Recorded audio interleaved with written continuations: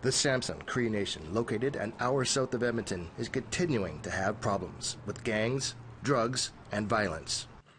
In July, the community helped host Pope Francis. But the community of over 6,000 on-reserve band members has crime numbers that are staggering. APTN looked into serious crimes for Samson from January until now, from reports from the RCMP in Alberta. The crimes include attempted murder, forcible confinement, drug arrests, multiple shootings, firearms offenses, break-and-enters, kidnapping with a firearm. Many of the suspects are still at large. The RCMP say there have been 4 homicides this year in Musqueam, which consists of 4 communities, with Samson being the largest.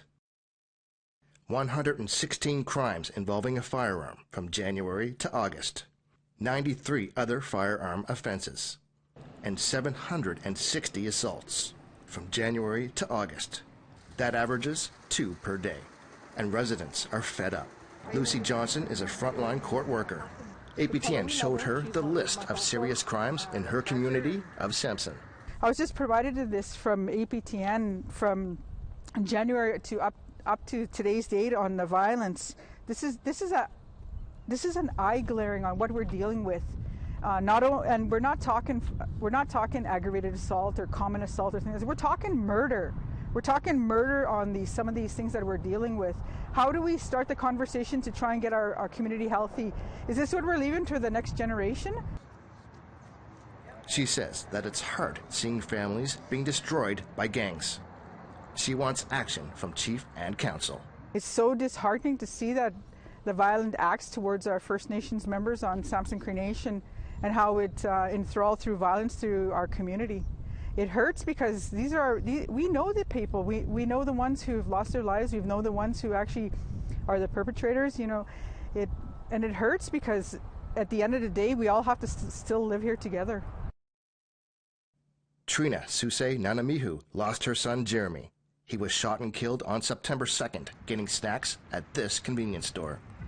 She says violence continues to escalate, and she has had to step in to fight it, physically.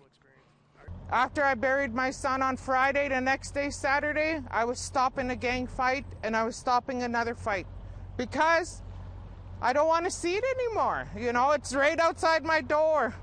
And I knew that even if I phoned the cops or security, they're not going to be in time. I had to stop it because somebody else was going to die. Trina says she is talking about violence because she wants it to end.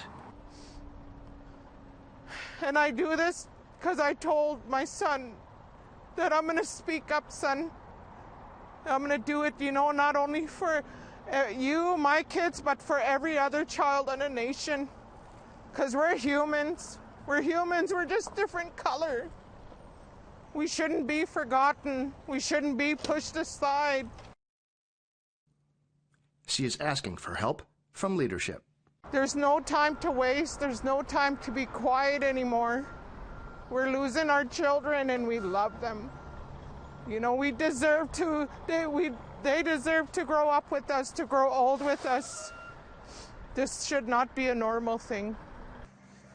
Coming in part 2, APTN speaks to a grieving father who just lost his son. Where's our support from the Chief and Council to do something about all the gang violence, all the deaths, all the shootings, all the overdoses that are happening? Chris Stewart, APTN National News, Samson Cree Nation.